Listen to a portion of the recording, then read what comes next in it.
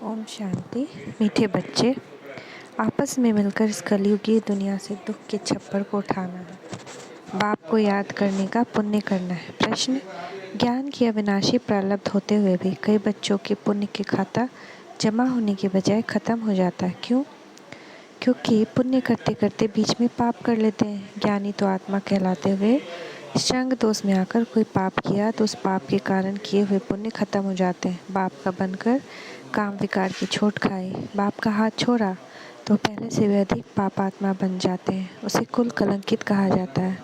वह बहुत बड़ी कड़ी सजा के भागी बन जाते हैं। सतगुरु की निंदा कराने के कारण उन्हें ठौर मिल नहीं सकती। ओम शांति। रूहानी बाप अपने रूहानी बच्चों के साथ रूह रिहान कर रहे हैं। देखिए खुद को। यह तो आत्मा जानती है कि यही एक ही हमारा बेहद का बाप है। वह तो समझ गए मंजिल है मुक्ति, जीवन मुक्ति की। मुक्ति के लिए याद की यात्रा जरूरी है और जीवन मुक्ति के लिए रचना के आदि मध्य अंत को जानना जरूरी है। अब है दोनों ही सहज। सृष्टि का 84 जन्मों का चक्र फिरता रहता है। यह तुम बच्चों की बुद्धि में रहना चाहिए। अब हमारा 84 जन्मों का चक्र पूरा होता है। अब हमें घर वापस जाना है। अब वापस तो कोई जा नहीं सकते क्योंकि पाप आत्मा है। पाप आत्माएं मुक्ति, जीवन मुक्ति में जा नहीं सकती। ऐसे ऐसे विचार करने होते हैं, जो करेगा सो पाएगा और खुशी में रहेगा। ऐसे ऐसे विचार करने होते हैं, जो करेगा सो पाएगा और खुशी में रहेगा तथा दूसरों को भी खुशी में लाएगा। तुम बच्चों को कृपा व मेहर करनी है, सबको रास्ता बताने की, समझाना है। तुम्हारी आत्मा सतो प्रधान से अब तमो प्रधान बन गई, इसलिए वापस जा नहीं सकती। पुकारते भी हैं, हे पतित पावन। बच्चे जानते हैं कि अभी पुरुषोत्तम संगम युग है। यह भी किसको घड़ी अच्छी रीति याद रहता है, किसको याद नहीं रहता है, घड़ी घड़ी भूल जाता है। परंतु तुमको अगर संगम युग याद रहे तो भी खुशी का पारा चढ़ा रहे। बाप टीचर याद रहे तो भी खुशी का पारा चढ़ा रहे। किसको बड़ा रोल विघ्न बीच में पड़ता है, किसको थोड़ा पड़ता है, पड़ता तो जरूर है। कई ऊपर जाकर फिर नीचे आते हैं। कोई की अवस्था अच्छी होती है तो दिल पर चढ़ जाते हैं, फिर नीचे गिरते हैं तो कमाई चट हो जाती है। जैसे दुनिया में कितना दाने पुण्य करते हैं इसलिए कि पुण्य आत्मा बने, फिर अगर पुण्य करते करते पाप करने लग पड़ते हैं तो पाप आत्मा बन पड़ते हैं। तुम्हारा पुण्य है ही बाप को याद करने में। याद से तुम्हारी आत्मा पुण्य आत्मा बनती है। तो अगर बाप को ही भूल जाए, दूसरे का संग लग जाए तो बहुत पाप करने से जो कुछ पुण्य किया है वो सब खत्म हो जाता है। समझो, आज दाने पुण्य करते तो जैसे कि आज सेंटर खोलते, कल फिर बेमुख हो जाते तो पहले से भी जास्ती गिर जाते, क्योंकि पाप करते हैं ना, तो वह खाता जमा के बदले ना हो जाता है। पहले बहुत अच्छी सर्विस करते थे, बात मत पूछो, फिर एकदम गिर जाते, शादी कर लेते, पहले से भी जास्ती खराब हो जाते। पाप करने से फिर वह पाप का बोझा चढ़ता जाता है, जमा और ना कि जैसे मुरादी कमाई संभाली जाती है ना। परंतु इन बातों को कोई भी समझने वाला ही समझे। पाप को भी कोई हल परंतु इन बातों को कोई समझने वाला ही समझे। पाप भी कोई हल्का कोई बड़ा होता है। काम का सबसे कड़ा, क्रोध सेकंड, लोभ उससे कम, मोह उससे कम नंबरवार होते। काम की चोट खाने से फायदे के बदले नुकसान हो जाता है, क्योंकि सदगुरु की निंदा कराई तो ठौर पा न सके, वो दिल से उतर जाएंगे। बाप का बनकर बाप को छोड़ देते हैं।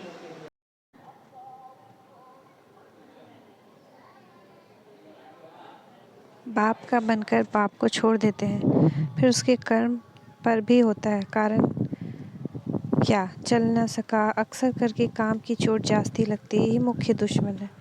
कब सुना क्रोध की एफिजी जलाई? नहीं, कामी की बनाते हैं रावण ठहराना। बाप कहते हैं काम पर जीत पाने से जगत जीत बनेंगे। बिल्कुल हरा बैठे तो जीत कर के बदले हार हो जाती है। बाप को बुलाते हैं, हे पतित पावन आओ। काम से बहुत पीड़ित होते हैं, फिर कहते हैं बाबा काला मुख कर दिया। बाबा कहेंगे तुम तो कुल कलंकित हो। क्रोध व मोह के लिए ऐसे नहीं कहेंगे। सारा मदार है काम पे। बुलाते हैं पतित पावन आओ। बाप आया है फिर भी पतित बनते रहे हो तो बाप क्या कहेंगे? साधु संत आदि सब कोई पुकारते हैं, हे पतित पावन आओ। अर्थ कोई नहीं समझते हैं। कोई मानते हैं कि हाँ आने वाला है जो नई दुनिया स्थापन करेंगे, परंतु टाइम बहुत लंबा दे देने से घोर अंधियारे में गिर पड़े हैं। ज्ञान और अज्ञान है ना। बाप समझाते हैं, भक्ति में तुम जिसकी पूजा करते हो उसे जानते नहीं तो वह भक्ति किस काम की। न जानने के कारण जो कुछ करते हैं वह निष्फल हो जाता है। मनुष्य समझते हैं दान पुण्य करने से फल मिलता है, परंतु वह है अल्पकाल के लिए। कागविष्टा के समान सुख सन्यासी भी कहते हैं। यह दुनिया में जो सुख मिलता है वह कागविष्टा समान है, बाकी सब दुख ही दुख है। बाप कहते हैं मामी कम याद करो तो तुम्हारे सब दुख दूर हो जाएंगे। विचार करो कि हमें कितना याद करते हैं, जो पुराना हिसाब किताब भी ख़त्म भी हो और नया जमा भी हो। कितना कोई जमा करते हैं, इसमें धन आदि की बात नहीं। यह तो है कि पाप कैसे मिटे। ऐसे भी नहीं समझो कि बाबा को लिख कर देने से कोई जन्म जन्मांतर का ख़त्म हो जाएगा। पाप का बोझा जन्म जन्मांतर का बहुत है। बस सब नहीं करते हैं जो इस जन्म में जो किए हैं उसकी हल्काई हो जाती है। बाकी तो मेहनत बहुत करनी पड़ेगी। जितना याद में रहेंगे उतना पापों का बोझा हल्का होता जाएगा। कोई बच्चे बहुत मेहनत करते हैं।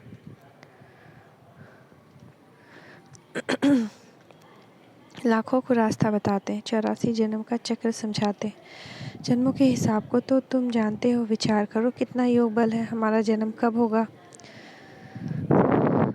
सतयुग आदि में हो सकेगा। जो बहुत पुरुषार्थ करेंगे वही सतयुग आदि में जन्म लेंगे, सतयुग की शुरुआत में। वही कोई छिपा थोड़ी रहेगा। ऐसा मत समझो कि सब कोई सतयुग में आएंगे। कोई तो पिछाड़ी में आकर थोड़ा बहुत ले लेते हैं। जो जास्ती कमाई करते हैं वह जल्दी आते हैं, कम कमाई करते हैं तो देरी से आते हैं। इसलिए बाप को तो बहुत याद करना चाहिए और है भी बहुत सहज। जो अच्छी रीति याद करेंगे उनको खुशी रहेगी। हम जल्दी नई दुनिया में आएंगे। राजा बनना है तो प्रजा भी तो बनानी है। प्रजा नहीं बनाएंगे तो राजा कैसे बनेंगे? कोई सेंटर खोलते हैं, उनकी कमाई भी बहुत होती है। फ़ायदा होता है तो 2-3 सेंटर भी खोलते हैं। सेंटर तो बाबा भी खोलते हैं रहते हैं। जो करते हैं उनका हिसाब उसमें आ जाता है।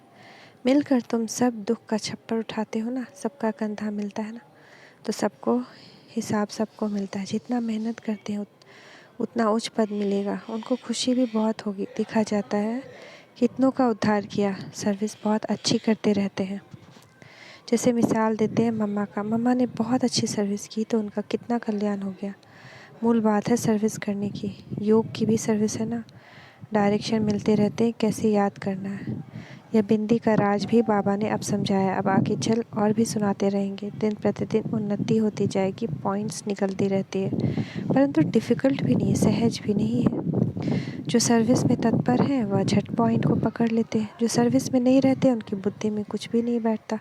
बिंदी बिंदी कहते रहते, परंतु कैसे बिंदी को याद करें, कैसे बिंदी को देखें? बहुत सहज बात। कोई बिंदी को सामने रख थोड़ी याद करना है, ये तो समझने की बात है। आत्मा कितनी छोटी बिंदी है। आत्मा का नाम रूप देश काल कोई बता नहीं सकेगा। परमात्मा के लिए पूछते हैं उनका नाम रूप देश काल क्या है। बेसमझ मनुष्य न आत्मा को जानते न परमात्मा को जानते। यह भी है जो पूरी रीति नहीं जानते हैं, सिर्फ बाबा बाबा करते रहते हैं। नॉलेज कहाँ सीखते हैं? कुछ भी सर्विस करते नहीं, खाते रहते हैं। जिससे सन्यासियों के पास भी अवधूत होते हैं, जो करते कुछ भी नहीं, खाते रहते हैं। बाकी सन्यास धारण किया है, विकार से छूट गए, वह भी कम बात नहीं। बाबा समझाते हैं तुम पवित्र थे, अभी अपवित्र बन गए हो। तुम्हें 84 जन्मों का चक्र लगा है। इन बातों को भी मनुष्य समझ नहीं सकते। भक्ति बिल्कुल अलग है, ज्ञान बिल्कुल ही अलग बात है। रात दिन का फर्क है। तुम जानते हो हमको पुरुषार्थ से लक्ष्मी नारायण जैसा बनना है तो श्रीमत पर पूरा चलना है। मेहनत तो है, बाकी यह बीमारी आदि तो चलती रहेगी। यह निशानी अंत तक दिखाई देगी, फिर गुम हो जाती है, फिर कोई दुख नहीं रहेगा। बाप को कहते हैं दुख हरता सुख करता, हे लिबरेटर रहम करो, तो फिर सब दुख से छूट जाते हैं। दुख में ही मनुष्य बहुत सिमरन करते हैं, याद करते हैं, हे प्रभु हे राम। दुख के टाइम सब कहेंगे भगवान को याद करो, परंतु भगवान कौन है ये कोई नहीं जानते। सिर्फ कहेंगे गॉड फादर को याद करो, खुदा को याद करो। तुम तो अच्छी रीति जानते हो कि वह हमारा बाप है। बाप ही सिखलाते हैं अपने को आत्मा समझ मुझे याद करो। तो करेक्ट वे क्या है? बस ये नहीं कि बाबा को याद करना, बल्कि खुद को आत्मा समझ के आत्मिक स्वरूप में परमात्मा को याद करना। तभी वो पाप कटेगा, तभी वो कनेक्शन जुड़ेगा।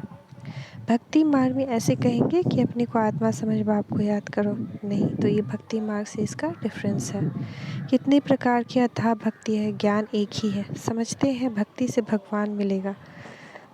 भक्ति कब से शुरू होती है, कौन जास्ती भक्ति करता है, ये किसको पता नहीं। क्या अर्जुन 40,000 वर्ष भक्ति ही करते रहेंगे? कहाँ तक भक्ति करेंगे? अभी तुम जानते हो इतना समय भक्ति चलती है, इतना समय ज्ञान चलता है। भक्तों को पता नहीं चलता, उनको समझाने के लिए इतनी प्रदर्शनी आदि करते हैं। प्रदर्शनी में भी कोटों में कोई निकलते हैं, आगे चल कर के और निकलेंगे। यहाँ भी कितने ढेर आते हैं।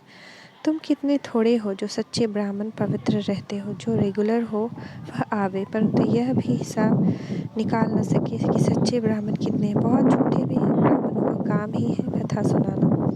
बाप भी कथा सुनाते रहते हैं ना, तुमको भी कथा सुनानी है। यथा बाप तथा बच्चे, बच्चों का काम है गीता सुनाना, परंतु सब कहाँ सुनाते हैं। तुम जानते हो ज्ञान की पुस्तक एक ही गीता है, वह है सर्वशास्त्रमय शिरोमणि, उसमें सब आ गया है। माई बाप है गीता।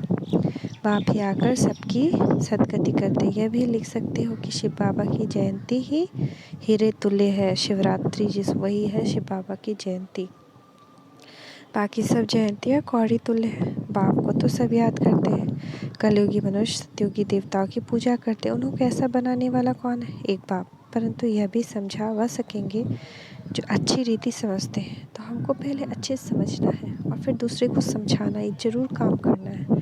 क्योंकि हम खुद लड्डू खा लिए और दूसरे को नहीं खिला रहे हैं, तो ये तो स्वार्थ हो गया कि हमको भगवान मिल गया और दूसरे को हम ना बताएं। कायदे मुजीब कोई समझाते नहीं। बाबा कहते हैं हमारे कई बच्चे कंस्ट्रक्शन के साथ डिस्ट्रक्शन भी करने वाले हैं। महारथी, घोड़े सवार, प्यादे सब है ना, तो प्यादे क्या करेंगे? पढ़े लिखे के आगे भरी ढोएंगे। बाकी जो ना भरी ढोएंगे, ना पढ़ेंगे पढ़ाएंगे, उनको क्या कहेंगे? ऊँट पंछी।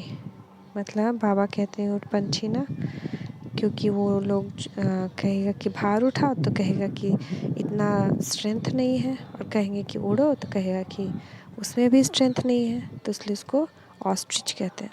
मीठे मीठे सिक्के लदे बच्चों प्रति माता पिता बाप दादा का याद प्यार। Good morning. रूहानी बाप की रूहानी बच्चों को नमस्ते। रूहानी बच्चों की रूहानी माता पिता बाप दादा को याद प्यार। Good morning. नमस्ते बाबा, नमस्ते। शुक्रिया बाबा, शुक्रिया। धारणा के लिए मुख्य सार, आप बाप बिंदी है, इस बात को यथार्थ समझकर बाप को याद करना। बिंदी बिंदी कहकर मूंझना नहीं है, सर्विस पर तत्पर रहना है। दूसरी, सच्ची गीता सुनानी है। सच्चा ब्राह्मण बनने के लिए पवित्र रहना है, रेगुलर पढ़ाई जरूर करनी है। वरदान, सदा खुशी की खुराक खाने वाले और खुशी बांटने वाले खुश नसीब बेफिक्र भव। ब्राह्मण जीवन है कि खुराक खुशी है। जो सदा खुशी की खुराक खाने वाले और खुशी बांटने वाले हैं वही खुश नसीब है। उनके दिल से यही निकलता है कि मेरे जैसा खुश नसीब और कोई नहीं। भले सागर की लहरें भी डुबोने आए तो भी फिक्र नहीं, क्योंकि जो योग युक्त है वह सदा ही सेफ है। इसलिए सारे कल्प में इस समय ही आप बेफिक्र जीवन का अनुभव करते हो। सतयुग में भी बेफिक्र होंगे, लेकिन ज्ञान नहीं होगा। तो अभी का जीवन कितना सुंदर है। स्लोगन, सहज पुरुषार्थी बनना है तो सर्व की दुआओं से स्वयं को भरपूर करो। सहज पुरुषार्थी बनना है तो सर्व की दुआओं से स्वयं को भरपूर करो। ओम शांति।